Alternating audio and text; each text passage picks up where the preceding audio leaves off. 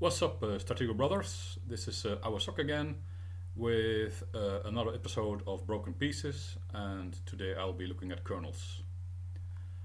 So first, what do 15,000 setups teach us?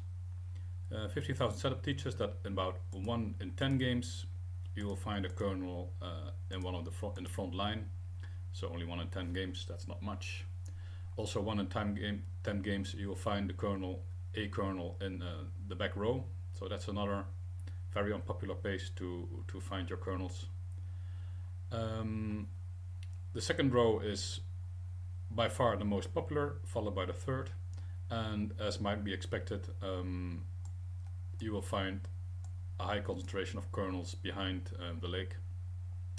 And I would be surprised to know if you know already that the outside column behind the lake is quite more popular than the inside. So I think that's an interesting piece of information that you can get from these statistics.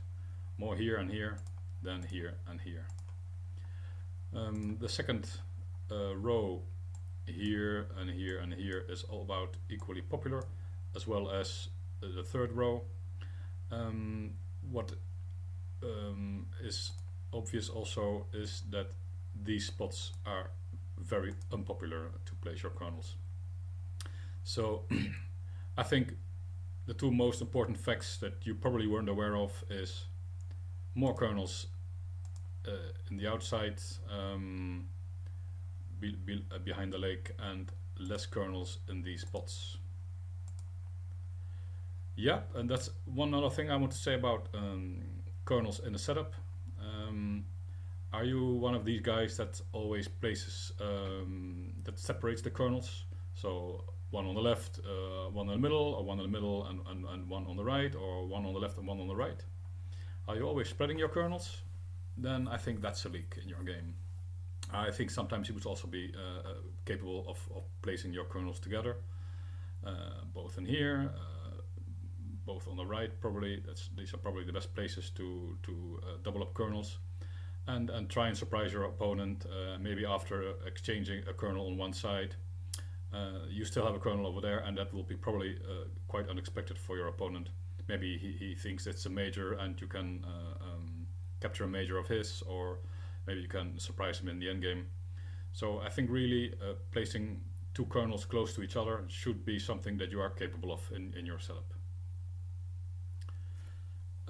About kernel play, I think, as a general statement, I think kernels are by far the most difficult piece to play in Stratego.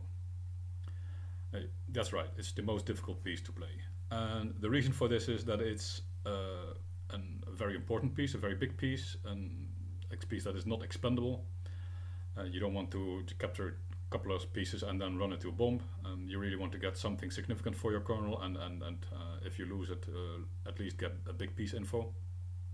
So it's an important piece, and the other aspect is that it's very hard to defend. Do you defend your kernel with a spy or with a marshal? That will only work 50% of the time. Are you defending with both spy and marshal? Well, that's a very large commitment for that kernel, isn't it?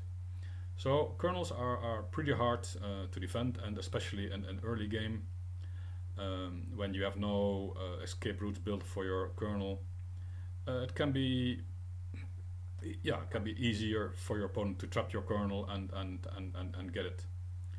And I think the difference between a decent Stratego player and a very strong Stratego player is how they handle kernels in the early game. Strong players seem to be able to sniff out the other big pieces and keep their kernels alive, while a lesser player showing his kernel early is often going to lose it. Of course, you cannot be too shy with your kernels, and sometimes you must be capable of sacrificing a kernel for material and information. And I've made a very simple point system that I think approximates about what I value a kernel. So let's have a look at it. I would say that capturing a known captain is worth 1 point, Capturing an unknown captain is worth 2 points. This is rounded up probably, it's probably a little less. Capturing a known major is worth 2 points. Finding the general is worth 2 points. Capturing an unknown major, so you weren't aware that this was a major, and capturing it is worth 3 points, and finding the marshal is 3 points. If you have a colonel that is already known, then as a rule of thumb you want to get at least 4 points of value for your colonel. So for example, capturing a known major and finding the general, that's a decent trade-off for your known colonel. If you have an unknown colonel, then you really want to get at least 5 points of value. So in that case, getting a known major and finding the general is not very good for you. You really want to try and find the marshal instead. So I think that is a decent approximation of what I value a colonel and what I would be willing to sacrifice it for. Never run it into bomb, always try to get some decent pieces, captains, majors, and find one of the big pieces of your opponent. Of course, when some pieces have already been exchanged, like the generals, then you can throw this completely in the trash, because when, for example, generals are traded, then the colonels are increasing in value. They only have one public enemy left, so then you can just throw this into the trash. But as an early game valuation of your colonel, I think this is relatively decent. So, excuse me.